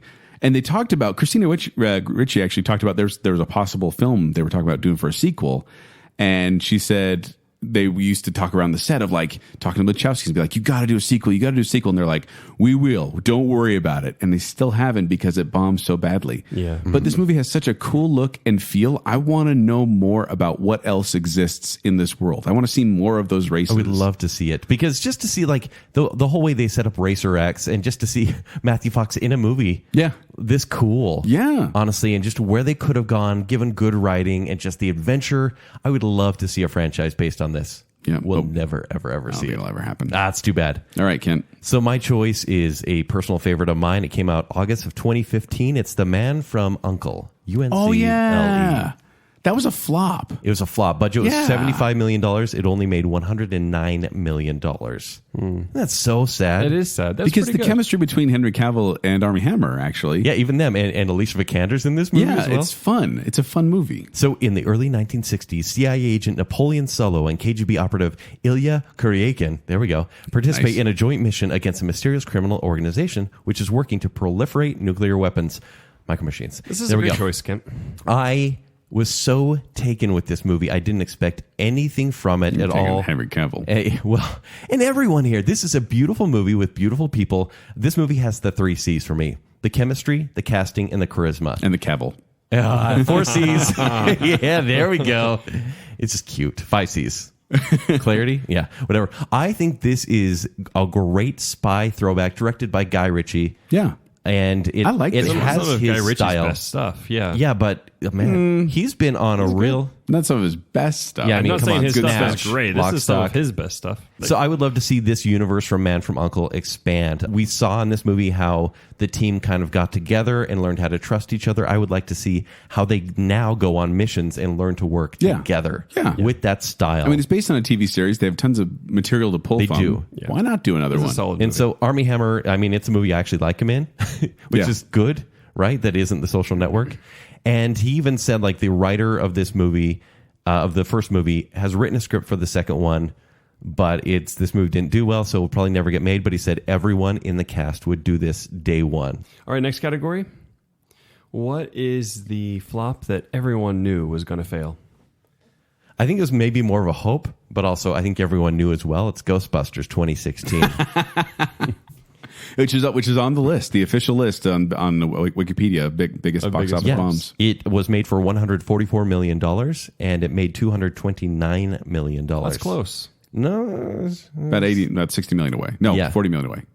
So, look, I can't do math. from initial promotion of this movie, they showed this trailer on YouTube, and it got probably the highest dislike ratio next to like a Justin Bieber YouTube video. Because it was like a copycat of, I mean, Ghostbusters was such a beloved franchise, and they're like, we're remaking it and making it cooler than ever. Well, even the promotion, it said like 30 years ago, 4 people changed the course of New York. And then, just kidding. Here's a whole new cast of characters that doesn't follow that story whatsoever. Yeah. And so a lot of people complained. They said, you're ruining my childhood. And I know that's kind of a cop-out thing to say, but it did. And it used the original. Yeah, you're welcome. Right? it did. But it used the original cast who, for some reason, signed on to this movie in really embarrassing bit parts as well. Made me sad to see Dan Aykroyd Yeah. and Bill Murray in that. And just like, sure, I mean, you're going to do a female reboot. Maybe go with the movie that people didn't like. Like, it's kind of the rule of remakes, right? Mm-hmm. Maybe something that didn't work the first time around, try and remake that. But Yeah. you take one of the best comedies of all time and remake that No good. and already start Yeah. off on the wrong foot. Like people are not going to see this, and it people didn't. They didn't give it the respect. Like people pay such homage to Ghostbusters now, Yeah. and they came at it so loosely and flatly. Well, And they even tried to put it down almost. It's It's like, never mind that movie. We're the better movie. yeah, it's just a weird tone to come at it with. Yeah. And we did a full show dedicated to We this. did. We It was did. the all-male review. Of the all-female Ghostbusters. Yeah. How dare you be back in just 2016? what everyone wants to hear. trolling. Yeah. All right, Joel, what about you? Mine is a pretty famous flop, and it's actually my second Dennis Hopper movie I'm mentioning today. It's Waterworld. Hold on, though. Did it flop? Yes. I thought it made its money back, but maybe not double the money. It made its money back later on in video sales. Okay. But the budget was around $175 million, so the same as Evan Almighty. See, now that makes But that's sense. 1996. Waterworld is gigantic. Yeah. But it only made $264 million in the theaters. Okay. So yeah, didn't make its money back. Synopsis: in a future where polar ice caps have melted and Earth is almost entirely submerged, a mutated mariner fights starvation and outlaws smokers, and reluctantly helps a woman and a young girl find dry land. You know what I think of with this movie? What? Is that I think it's an opening scene where Kevin Costner is peeing into that glass. Yep. And then he drinks it. Yep. I was so horrified. Yeah. Like when I watched that. That scene inspired Bear Grylls' entire career. Its entire career is based on that. Yeah. So this is directed by Kevin Reynolds, who did Robin Hood, Prince of Thieves, and Count of Monte Cristo. And like I said, it stars Kevin Costner, Tina Majorino, Dennis Hopper. But this movie, I actually like it. Like I remember, like it's Me one of those too. famous bombs, but I actually enjoyed it, and maybe it's because I saw it as a kid. It's just overlong. And it inspired a great Universal Studio show that's still running It's today. still running today. They're still doing how'd that happen? the Ridiculous. Waterworld show. But this movie also just, I think it kind of showed me a world that didn't exist. Like I hadn't seen Mad Max when I saw this movie. Okay. And so this was that kind of dystopian future where I went, and it's like the opposite Mad Max, where Mad Max is completely desert dry, and this is like all water all the time. And it's kind of like, oh, how would they survive in a world like that? Did you ever go to a swimming pool and practice swimming like him? You know how he kind of swam like a dolphin? I did like a fish swim, but I don't Yeah. think it was because of the movie. I think I just saw fishes. I did it because Kevin Costner swam that way. I remember getting very, very sad. There's a scene, the bad guys live in this giant oil tanker, and there's a scene where they open up a lid, and there's like this dude living in the oil bladder, essentially, and he's there to tell how much oil is left. And then they close the lid on him, and I remember just feeling, as a kid, feeling so sad for this guy who is trapped in an oil bladder. And then it wasn't until later that I went, wouldn't the fumes kill him? Doesn't matter. Doesn't matter. It's a future. And I loved the part when like the guys in the jet skis are like underwater with the weights, and they cut the weights and pop out of the water. I thought that was the coolest thing. Yeah. Like every time I get on a jet ski, I tried to like submerge it a bit so I could For pop what it they out. did for the stunts, this is a cool movie. It is. Hey, it won Best Sound at the Academy Awards. It won an Academy Award. Way to go, Best Waterworld. Sound.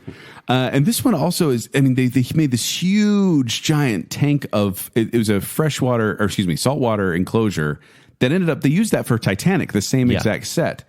But Titanic obviously did much better than this movie. Did it? Yeah, they called this one, some critics called it Fishtar after the famous flop Ishtar. Oh, that's mean. Another Kevin's Gate after Heaven's Gate, another very famous flop. Neither of which I've Savage seen. critics. I should clarify. I've also only picked movies that I've seen. There's some big flops out there, and I couldn't choose them because I haven't seen them yet. And the thing about this movie is everyone was counting on flopping because they watched. It was high. I remember it was very high profile news about how the budget kept ballooning more and more and more and Kevin more. Costner kind of took over directing duties, and it was really difficult on set. This was a troubled set. It was a troubled filmmaking process. I think everyone was kind of just waiting, like, there's no way it's going to make its money back. And sure enough, it didn't. And he was like, it no couldn't. problem. I'll just make the Postman. Yeah.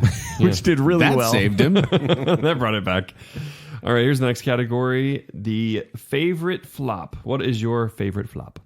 My favorite flop is one I brought up on the show before, I believe on the Guilty Pleasure show. It's Last Action Hero, June 1993. So good. Yeah, it's a good choice. With the help of a magic ticket, a young movie fan is transported into the fictional world of his favorite action movie character. And this is directed by John McTiernan, who did Die Hard, The Predator, and Hunt for Red October, starring Arnold Schwarzenegger, Austin O'Brien, Charles Dance, and Sir Ian McKellen as Death. Budget was $85 million, and it only made $137 million, so it didn't reach its double the budget threshold. Right. The funny thing was, this movie was actually created. It was written by these two guys, kind of a parody of like the Lethal Weapon type action movies of the 80s, which were written by Shane Black. But then they actually gave the script to Shane Black, the studio did, and had him rewrite the script. So it was kind of this weird He's like, hybrid. make fun of me, I'll show you. But that's why I think it works, is because it makes fun of the genre while staying within the genre. And I love how it calls out all these action movie tropes that we've grown to love and enjoy. Well, like, for example, throwing a guy, he throws a guy into a car, and the whole thing explodes. Yeah, like he shoots something and it blows up. Yeah. And then when he gets in the real world, he shoots a car and he's like, why didn't it blow up? And I just think it's so funny, like how they're able to turn all these tropes on their head. Now, this one unfortunately suffered because it came out, if I remember right, it came out after Jurassic Park, and just after Jurassic Park, and just before, or maybe on the same day as Jurassic Park, and then before Sleepless in Seattle. So it was sandwiched between these two huge, That happens a lot. staple movies. Bad release dates. And apparently, Schwarzenegger wanted to move the movie and push it farther away from Jurassic Park, and the studio's like, nope, we're releasing it. Well, and the studio got really involved as well. They did many reshoots and cut this movie in a weird way as well. And they had to, like, they kind of, like, fast-tracked it at certain points. You're like, let's just get it out, let's get it out. And so, yeah, this movie, I thoroughly enjoy it. I've watched it a number of times. Such a guilty it still pleasure. holds up. Yeah. I think it was ahead of its time, honestly. I think if it would have come out maybe, I don't know, 5-10 years later, people would have appreciated it more because it would have been making fun of a genre that was now stale instead of being still within that genre. Yeah, that makes sense. That's true. It was a little soon, wasn't it? Yeah. Okay, I went with Kubo and the Two Strings. Came out August 2016. I knew you were going to pick this one. It was I a saw flop? I saw this Yeah. on the list, and I went, "Oh, Kent's going to pick that." I They got, freaking like, love this Academy movie. attention, though, Oh, right? it really did. I mean, it's one of those artistic ones, right? Like It's a great movie. Stop motion, claymation. There's so much work put into this and so many years of investment, and it doesn't have the name recognition of a DreamWorks or a Pixar. Wait, you don't or have your Minions. kids don't have Kubo toys? Right? They do because I force them to have them. You will enjoy this toy. He also Put had down the Secret Life of Pets toy. He also had to make it.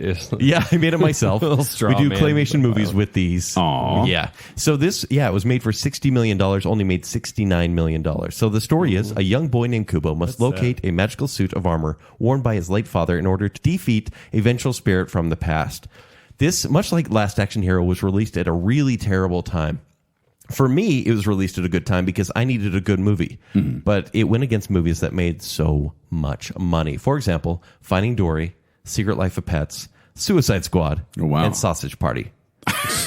That's Four terrible movies that made a ton of money. And then you have this artistic... Academy Award-winning Suicide Squad. You're gonna Okay, get I'm that? sorry. Academy Award Hold winning on. Sausage Party. 3 terrible movies. Wait, what was the first one you said? Finding Dory, which made Okay. $1 billion. Yeah, they're all not great. And then you have this, in my mind, an artistic masterpiece come out and kind of disappear. A great voice cast on this one as well. I own this one. Charlie Stern, Matthew McConaughey. Matthew McConaughey. Yeah. One of the Stark kids, Rick and Stark. Yeah. Yeah. So I love this movie. I think it's beautiful. This one almost won for best score and soundtrack for me as well because it's just great to play in the Do background. you know what won Best Animation that year? It was probably Finding Dory. I believe it was Finding Dory. But the animation in this is so superb. Those Sausage Party really did try to win that award. They truly did. Oh, So ridiculous. Yeah, so bad. But man, this one, I wish I saw more movies that took it themselves seriously like this. But there's a reason that they're not probably going to go so serious in the future. And I mean, because it didn't make its money. That's one of my favorite kids movies I've seen in I Do don't you even think? know So, how many years. do you think that's part of the problem? Is that it wasn't for kids? It was a little dark, not as dark as their other I ones. took my but kids dark. to see it in the theaters, actually. And were they okay? The sisters kind of freaked them out. They were scary, Right. but honestly, I mean that's why it worked. It's a beautiful story about family. Like that gets is. there. It's an and emotional story. It's misleading, but there's dramatic irony there that just works and flows really well. Yeah. Oh man, I love this movie. Such a good one. Yeah. I mean, it's not an emotional, Last Action Hero, but it's Sure. Yeah. Next category, and the second to last one is the flop that killed the studio. so not just that the film didn't do well, but this actually tanked the people Whole that made studio. it. I mean, yeah, that's serious. This is a personal choice for me, and it did kill the studio. This but has happened only a handful of times, right? Yeah, even a few times we've mentioned on the show already. Mm-hmm. But the one I chose was one that I had so much hope for because I was such a geek in the past. Do you like I'm using past tense? Toy Not Story anymore. 3. Final Fantasy, Austin The Spirits Powers. Within. Oh yeah. I could go on and on about my Final Fantasy love, and I have in our previous video game shows, but when I heard, so I went on a mission for 2 years, and I knew right in the middle a Final Fantasy movie was going to come out, and I said, okay, that is my most anticipated movie when I come home. First thing you see. And I heard that it was just photorealistic. In fact, the technology in this movie is great, especially for the time. Even after this, Polar Express came out and looked so scary, but this movie looked so real. And I said, man, I haven't seen it. Have you seen Did you Jacob? say Polaroid Express? Polar Express. I know, but I think you said Polaroid Okay. Express. That's the one that Canon Films made. Yeah. Yeah. Yeah. Good call. So I was like, everyone's going to be blown away. Everyone will finally know the Final Fantasy name as far as movie audiences go. And no, they didn't. This was made for $137 million and made $85 million. I don't think I even knew that existed. Yeah, so the story is a scientist makes a last stand on Earth with the help of a ragtag team of soldiers against an invasion of alien phantoms. The games don't really have anything to do with each other. There's like Final Fantasy 1 They through don't? 15 at this point. No, There's no overarching storyline? there's not. Every story is Yeah, different. it's all over What? the place, isn't It's it? kind of an in-joke for the story because they made the first... This save it for Is the that Final why the Fantasy one... show. That'll So wait, probably you're telling me the one you showed me where it's basically dudes riding in a Jeep for a half hour. Yep. Those dudes aren't from any other of the franchise? No. Wow. It's an anthology. So you were just watching dudes ride around in a Jeep for a half hour for no good reason. And then I played the game. Yeah. But it's an anthology game series that uses It's a just lot every of the... weekend for kids, you know?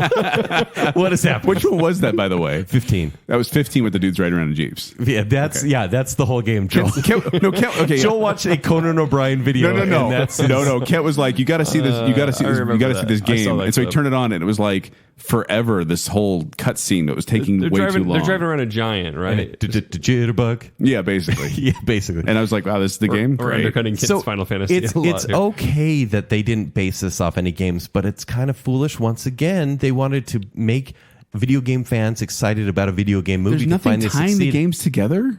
Basically, it's like I'm stuck on Joel this. can't move on from this. mythologies, and there's a lot of like monsters and magic spells that all link together. they're all Japanese, Joel. How about But as that? far as characters and the worlds go, totally divided.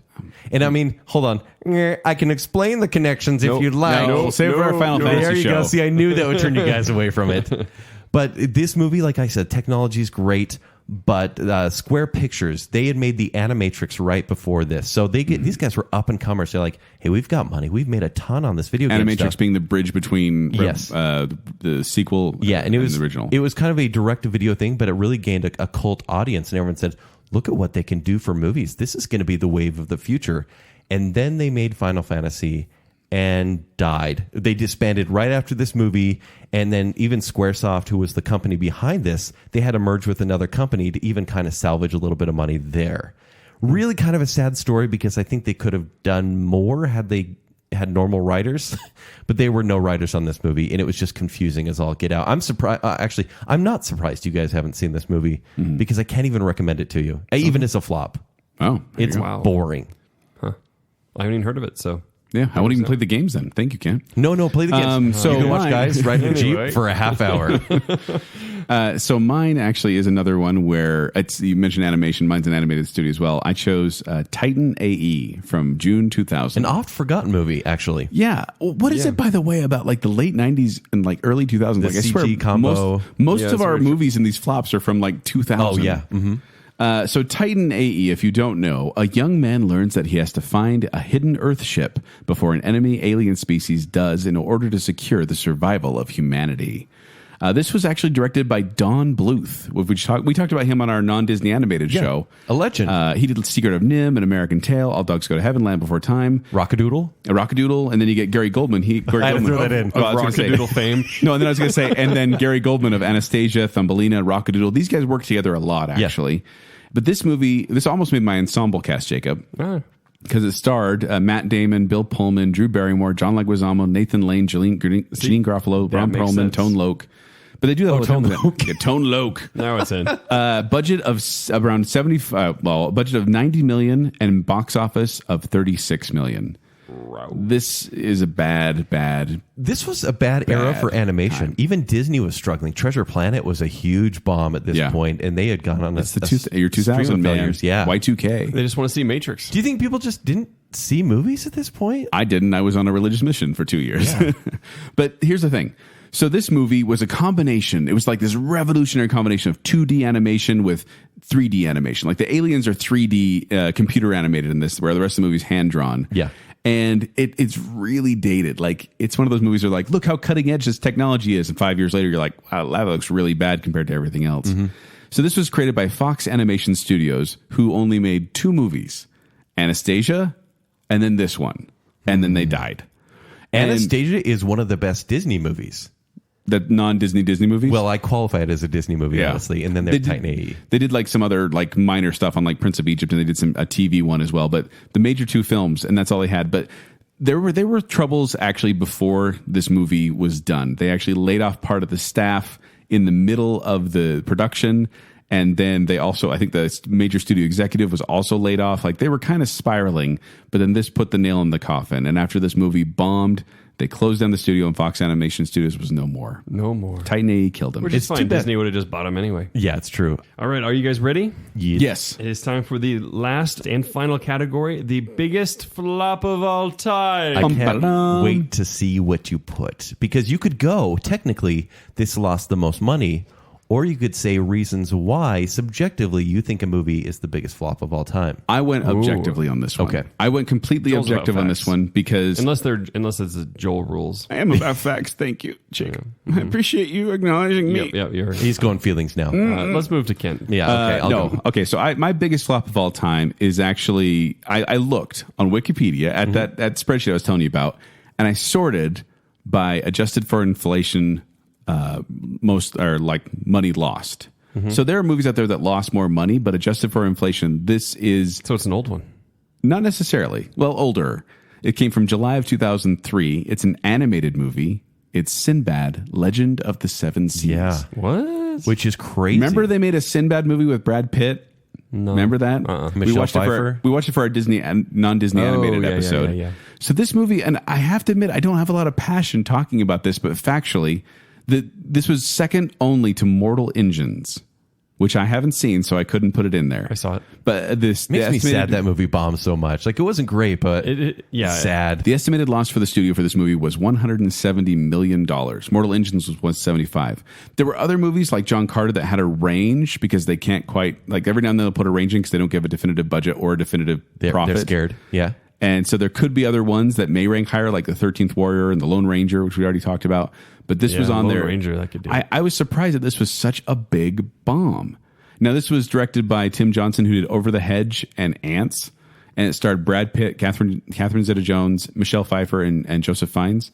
Budget of $60 million, made $80 million. So even though that profit, there was some sort of matrix math that they were doing on this list. Money laundering. Yeah. And I went, oh, this movie is one of the biggest bombs ever. So it was kind of confusing. Because it made 80 and it only cost 60. Well, that's strictly the budget. It doesn't include marketing and everything. So we don't know why it's number one on this list. I was looking up the math about it actually, but it's all like I'm so confused. Box Office Mojo and stuff like that. But just know that the estimated Just studio trust loss, Wikipedia is what you're estimated saying. studio loss was $170 million. Always do. Just trust us. We're It's Wikipedia. the source of all knowledge and truth. But this movie, I remember watching it and thinking the only really good thing about this movie was Michelle Pfeiffer. Everything else is like phoning it in, and it's also really dated on the animation as well. It's too bad because it's a few years off the heels of Prince of Egypt, which is still a great movie.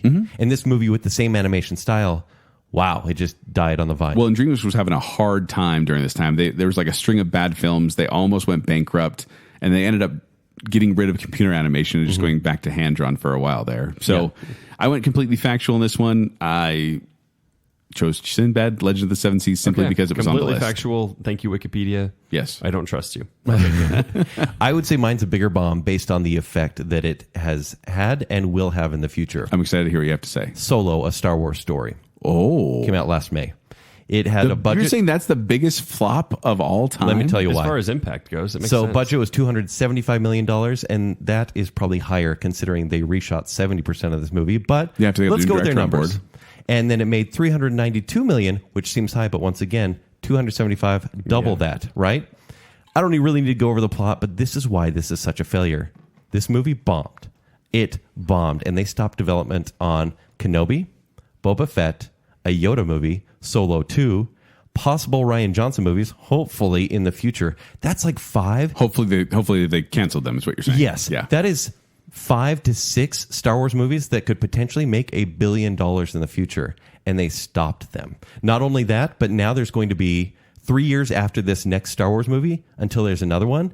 And then they're going to be every other year, not every year like they had planned. And like they've been going for the past few years. So this shifted the course of Star Wars. is what you're Absolutely. saying. This made Disney go, oh, Okay. oh, we're not bulletproof. I could see that makes sense. What just happened? So not only did they lose at least $150 million When is right Disney gonna there. learn this? Well, I mean, they'll still pump I mean, these Disney out. is Star Wars now, but But it's shocking to me that this one bombed because I would think they're bulletproof as well. I thought you put Star Wars on something and it will just make money. But obviously we can go into reasons too much, why too it bombed. fast. do you really need to see Han Solo speaking Wookiee? No. Or learn why his last name is the way Solo. it is. And there were things I liked about this It's movie. not a bad movie. I think we're all kind of fine with this movie. Yeah, it's a fine. Yeah. And I wouldn't have been surprised had it gone into the black, but it didn't. And it affected so much of Star Wars going forward.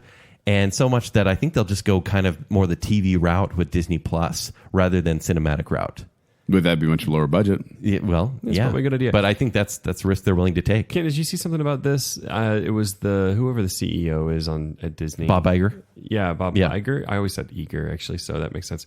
Oh, yeah, Bob Iger. He had said that he took the blame for the Solo kind of fail because they had brought it up to him, and he said, "No, let's do this. Let's do this." And they're like, "Well, maybe we should wait." He's like, "No, let's do this." And he goes, "So when it went down, and he goes, it's my fault. I overestimated the audience's desire and speed for these movies."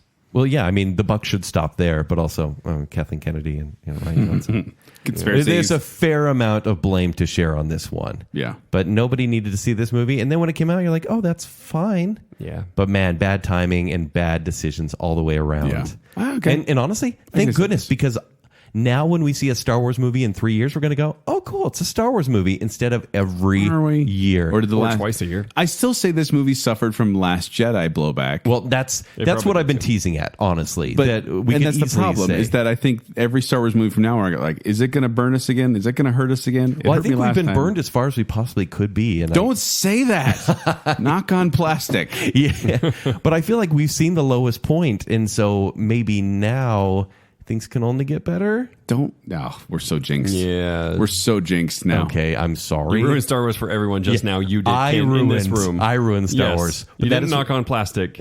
All right. That is why I think okay. Solo is the worst bomb of all time. All right, I get your answer. Yeah. I understand where you're coming And from. release the Lord and Miller cut. That's all I'm saying.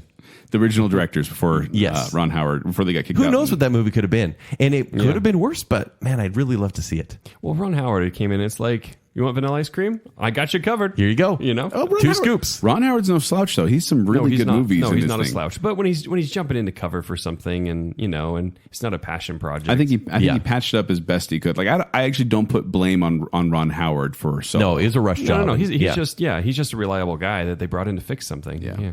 All right. Okay. There we go. There are our summer flops. we didn't do non-summer flops. We can still do that show down the road, guys. Until next week. Yay. Yeah.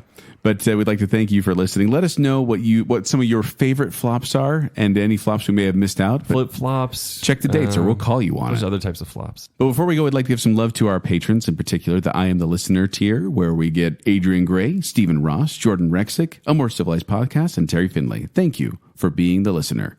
And then we also have our Bacon Council, including Matt Mudrow, Ryan Farron, Chris Anderson, Spencer Myers of Spirit of 38, and Nicole D. Hale. We'll be meeting with you guys soon to discuss the future of this season of Baconsale. I And can't our wait. upcoming Bacon Council, where we feed them. Yeah, we're going to feed them. And Ken's going to rub their... No, please no. But if you want to find me, you can find me at 76Joel on Twitter. You can find me performing with Quickwits. They perform every Saturday night at the Midvale Performing Arts Center. For more details, go to qwcomedy.com or go to the Quickwits Facebook page. If you want to find me on Twitter and Instagram, it's at Kenny3DD. If you want to read my movie reviews, it's ShowtimeShowdown.com. You can find me on Twitter at Jacob A. Rogers. And, of course, find Baconsale on Twitter as well. If you're already on Twitter, make sure you follow us. And Yeah. if you're not, it might be worth coming to check out if you We like to see interact us. with you. Because, we do. And Joel's very funny on Twitter. So It's direct worth it. access to me and sometimes Jacob. Yep, that's Yes. exactly right. And Never Kent. Never Kent. I'm not again. allowed, even Never though again. I'm not banned on Twitter. Okay. And make sure, as we mentioned before, go like and follow us on Facebook so we can get some love there. We've got we put some things on Instagram as well. Yeah. And just our episode art that's cool and always changing. We're excited about this week's as well. So go do those things. Go check out patreon.com if you want to become a patron and get all the love and perks and all the glory unending that comes with the. With So much glory. the patron benefits and membership. There you go. Where's he So, going with I don't this? know. Yeah. all right, I'll stop there. Until next time, remember, Dry land is not a myth.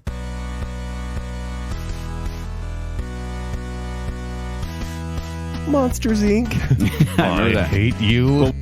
And I'm vain, and so it makes me feel more popular. You sound like a Gen Zer. Really? So extra. You basic. All right. Yeah. I forgot You what basic. it's about. Baconsale. Ungainly way. Kids like crap. Well, It's true. It's so true. Kids are so dumb. Ooh, wake up. Brrr, wake up. Watch your cup. Watch your cup. Watch your cup. Watch your cup. You want to do? What do you leave kids on the table? You want to do? It's tired. It's not a bum. That's what it sounded like you said. Kent knows, okay? It's not a bum. I just want to sing so much. I just want to sing. Yes. Yes. This is my jam. Jake, do you like disco? Do you like roller skating to disco? Do you Soft like ass. roller skating to disco on an acid trip? My name is Joelness. Dun, dun, dun, dun, dun, dun, dun, dun. Summer flops. Flippity flop. Flippity flop. Summer belly flop. Flippity, flippity, flippity, flippity, Belly flippity, flop. flippity, Is that flippity. is, No shirtless pics. Ken's always trying to get shirtless pics. I was ripped. for a day? It's not true. We've all seen it. Want See to him- punch Ryan Reynolds in the face sometime. Again and This then is again. smarmy. He's super. It's so funny. Why The do you, man who is powered by the sun got No. radiation sickness. Why do you think I hate feet and toenails so much? Because of Nuclear Man? That's the most horrifying thing I've heard in my life. Is that Man. why you always resist when I'm trying to give you a back massage with my feet? Wait, why is that fungus talking? Who scratched me? Minor family friendly here. On yourself? Yes. Cool party. He's Mr. Freeze, guy. I don't have a calendar in front of me, man. I'm really excited to see that Battlefield Earth adaptation. Why didn't it blow up? You will enjoy this toy. He also Put had- down the Secret Life of Pets toy. You were just watching dudes ride around in a Jeep for a half hour for no good reason. And then I played the game. 3, 2, 1. And then they'd they'd fall on kick- top of me, and their toenails would slice my back. So I think the moral of the story is cut your toenails, people.